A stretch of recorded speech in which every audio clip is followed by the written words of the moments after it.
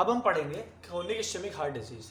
Chronic ischaemic heart disease में जो हम पढ़ने वाले हैं वो पढ़ने वाले हैं हार्ट फेलियर। हार्ट फेलियर अगर लॉन्ग टर्म इस्कीमिया हुआ तो वो मीट करेगा हार्ट फेलियर पे। मान लीजिए बहुत सारी ब्लड सप्लाई हैम्पर हो गई जिसकी वजह से हार्ट फेलियर हो गया।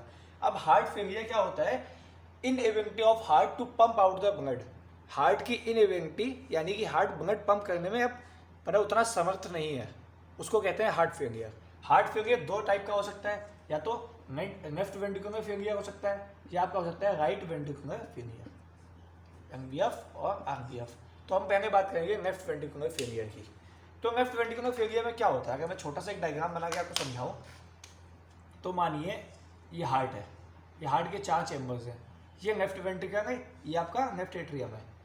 तो यहाँ से लंग्स अटैच है। अब देखिए यहाँ से लंग से ब्लड आ रहा है प्योरीफाई होके लेफ्ट एट्रियम में, और ये लेफ्ट एट्रियम से जा रहा है आपका लेफ्ट वेंट्रिकल में। लेफ्ट वेंट्रिकल से आउटपुट हो रहा है अओर्टा के थ्रू पूरी बॉडी में। ये आपका नॉर्मल रीजन सर्कुलेशन है। अब अगर किसी कारण से लेफ्ट वेंट्रिकल में फेल हुआ, यानी कि ये जो लेफ्ट वेंट्रिकल है ये कॉन्ट्रैक्ट नहीं कर पा रहा है अच्छे से इस्कीमिया की वजह से, और ये डैमेज हो गया है, जिसकी वजह से अओर्टा में जो सिस्टमिक सर्कुलेशन है वहाँ पे ब्लड सप्लाई आपकी हैम्पर होगी।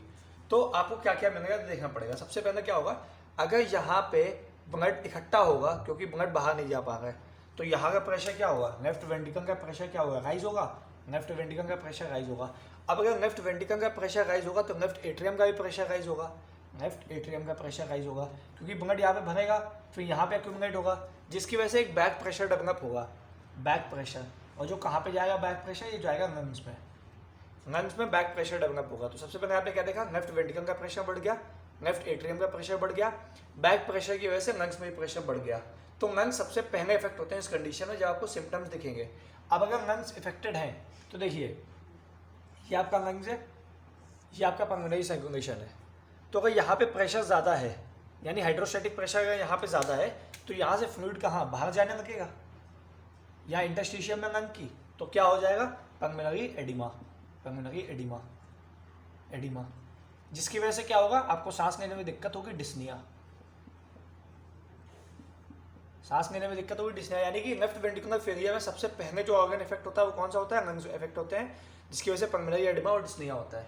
ओके, लेकिन ये बात हो गई एक्यूट कंडीशन की। लेकिन अगर क्रोनिक कंडीशन है तो आपके लंग्स में आपको एडिमा नहीं मिलेगा। क्रोनिक कंडीशन में आपको क्या मिलेगा? हार्ट फेलियर सेंस प्रेजेंट होंगे लंग्स के अंदर, heart failure sense. Chronic condition में हम बात कर रहे हैं हार्ट फेलियर सेंस प्रेजेंट होंगे। ये हार्ट फेलियर सेंस होते क्या? ये होते हैं haemosiderin laden macrophages, haemosiderin laden macrophages, macrophage, haemosiderin laden macrophages present होते हैं heart failure sense chronic heart failure condition में। ये आपकी कहानी हो गई कहाँ पे? लेफ्ट वेंट्रिकुलर फेलियर की। अब सिस्टमिक सर्कुलेशन में ब्लड कम जा रहा है, यानी कि हाइपोपरफ्यूजन ऑफ किडनी होगी, किडनी का हाइपोपरफ्यूजन होगा। और आपको पता है कभी भी जब किडनी का हाइपोपरफ्यूजन होता है तो रास सिस्टम एक्टिवेट होता है, जिसकी वजह से हाइपर टेंशन होती है, हाइपर टेंशन। यानी सिस्टमिक सर्कुलेशन में आपको क्या दिखेगा? आपको हाइपर टेंशन दिखेगी क्योंकि किडनी में रास सिस्टम एक्टिवेट हुआ है। साथ साथ में ये सिस्टमिक सर्कुलेशन में ब्लड नहीं जाएगा तो कैरोटिड आर्टरी में नहीं जाएगा तो ब्रेन में नहीं पहुंचेगा। इसकी वजह से ब्रेन में HIE हो जाएगा, HIE, HIE क्या होता है? Hypoxic ischaemic encephalopathy. ये आपकी ब्रेन में ब्लड सप्लाई हैम्पर होने की वजह से होगा। ये हमने बात करी अभी लेफ्ट वेंट्रिकुलर फेलियर की। अब हम बात करेंगे राइट वेंट्रिकुलर फेलियर की। देखिए अब मैं अगर दो डायग्राम अगर मैं बनाऊँ तो एक ये डायग्राम मैंने बनाया राइट वेंट्रिकल, एक ये मैंने बनाया लेफ्ट वेंट्रिकल, और मैंने बनाए हैं बीच में यहाँ पे लंग्स बनाए मैंने बीच में, और ये इस तरीके से कनेक्टेड है। ठीक, अब अगर मैं बात करूँ आपसे कि राइट वेंट्रिकुलर फेलियर का मोस्ट कॉमन कॉज क्या है, राइट वेंट्रिकुलर फेलियर का मोस्ट कॉमन कॉज क्या है? वो मोस्ट कॉमन कॉज है लेफ्ट वेंट्रिकुलर फेलियर। कैसे? अगर लेफ्ट वेंट्रिकुलर फेलियर हुआ यानी यहाँ पे ब्लड एक्यूमुलेट होगा, जिसकी वजह से एट्रिया में होगा, जिसकी वजह से पल्मोनरी सर्कुलेशन में कंजेशन आ जाएगा, बैक प्रेशर की वजह से पल्मोनरी सर्कुलेशन में कंजेशन आ जाएगा, जिसकी वजह से यहाँ से जो पल्मोनरी आर्टरी थी जो ब्लड लेके जा रही थी यहाँ पल्मोनरी सर्कुलेशन में, वो यहाँ पे लेके जा नहीं पाएगी क्योंकि यहाँ पे प्रेशर ज़्यादा होगा। अगर यहाँ पे प्रेशर ज़्यादा है तो पीछे से फोर्स ज़्यादा लगाना पड़ेगा, तो जिसकी वजह से यहाँ पे ब्लड एक्यूमुलेशन होना शुरू हो जाएगा, यानी कि राइट वेंट्रिकल में ब्लड एक्यूमुलेशन होना शुरू हो जाएगा, क्योंकि पल्मोनरी हाइपरटेंशन हो रखा है और यहाँ से पल्मोनरी आर्टरी ब्लड लेके नहीं जा पा रही है। कॉज क्या है? कॉज है लेफ्ट वेंट्रिकल फेलियर। तो most common cause right ventricle failure का सबसे पहले लेफ्ट वेंट्रिकल फेलियर। दूसरा कॉज क्या है? पल्मोनरी हाइपरटेंशन तो हुआ है, लेकिन इस हाइपरटेंशन का कॉज लेफ्ट वेंट्रिकल फेलियर नहीं है, कोई और कॉज है। किसी लंग का ट्यूमर है जो यहाँ पे दबा रहा है इसको, पल्मोनरी आर्टरी को, पल्मोनरी सर्कुलेशन, या कोई और कॉज जिसको हम कहते हैं कॉर पल्मोनेल। कॉर पल्मोनेल ये क्या होता है? Cor pulmonale pulmonary hypertension due to primary cause of lungs. Pulmonary hypertension पहले भी हो रहा था, लेकिन वो कॉज था लेफ्ट वेंट्रिकल फेलियर। लेकिन अगर हम कॉर पल्मोनेल की बात करेंगे तो पल्मोनरी हाइपरटेंशन होगा, और कॉज क्या होगा? कॉज आपका लंग से एसोसिएटेड ही होगा। जैसे मान लीजिए लंग का कोई ट्यूमर हो गया जिसने यहाँ पे पल्मोनरी सर्कुलेशन को कंजेस्टेड कर रखा है। अब आते हैं इधर राइट वेंट्रिकल फेलियर में। आपको पता है कि राइट वेंट्रिकल है वो ब्लड पंप बाहर नहीं कर पाएगा। अगर बाहर वो ब्लड पंप नहीं कर पाएगा तो उसका ब्लड यहाँ एक्यूमुलेट होना शुरू हो जाएगा। अब राइट वेंट्रिकल का प्रेशर बढ़ेगा तो राइट एट्रियम का प्रेशर बढ़ेगा।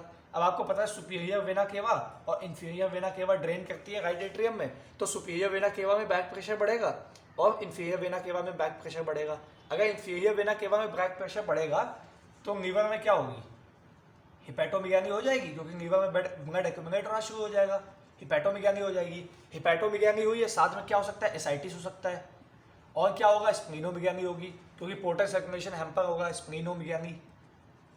अगर ऊपर सुपीरियर वेना केवा में बैक प्रेशर बढ़ रहा है तो डिस्टेंडेड जेवीपी होगी, जो जुगनल वीनस प्रेशर होगा आपका वो बढ़ा हुआ मिलेगा, और जेवीपी डिस्टेंडेड जो जुगनल वेन है वो आपको वो डिस्टेंडेड मिलेगी। ये सारे फीचर्स हो गए। साथ साथ में स्प्लीन में और लीवर में एक पर्टिकुलर फाइंडिंग होती है। ये क्या है? लीवर में क्या हो रहा है? लीवर में हिपैटोमेगाली हो रही है, लेकिन ये हिपैटोमेगाली का कॉज लीवर से एसोसिएटेड नहीं है। इस हिपैटोमेगाली का कॉज जो है आपका वो किससे एसोसिएटेड है? वो राइट वेंट्रिकल फेलियर से एसोसिएटेड है। इसलिए इस लीवर को कहते हैं नटमेग लीवर, नटमेग लीवर। और आपके स्प्लीन में आपको गामा गैंडी बॉडीज मिलेंगी, गामा गैंडी बॉडीज। और आपको पता है जो वीनस सिस्टम है उसका प्रेशर बढ़ा हुआ होगा तो एनासार्का मिलेगा, एनासार्का। एनासार्का यानी कि generalised oedema in the body, ये आपको मिलेगा। एनासार्का आपको क्यों मिलेगा? क्योंकि इंफीरियर वेना केवा में ब्लड जब प्रेशर बढ़ा हुआ होगा तो लीवर में प्रेशर बढ़ा हुआ होगा, और जितनी भी सिस्टमिक वेन्स है उनमें प्रेशर बढ़ा हुआ होगा, जिसकी वजह से एनासार्का होगा। स्प्लीन में गामा गैंडी बॉडीज प्रेजेंट होगी। लीवर में नटमेग लीवर कहते हैं इसको, क्यों? क्योंकि जो कॉज है वो कॉज लीवर से एसोसिएटेड नहीं है हिपैटोमेगाली और सिरोसिस का, वो कॉज एसोसिएटेड है आपका राइट वेंट्रिकुलर फेलियर से। यहाँ पे हमने दोनों बारे में बात करनी है, राइट वेंट्रिकुलर फेलियर और लेफ्ट वेंट्रिकुलर फेलियर।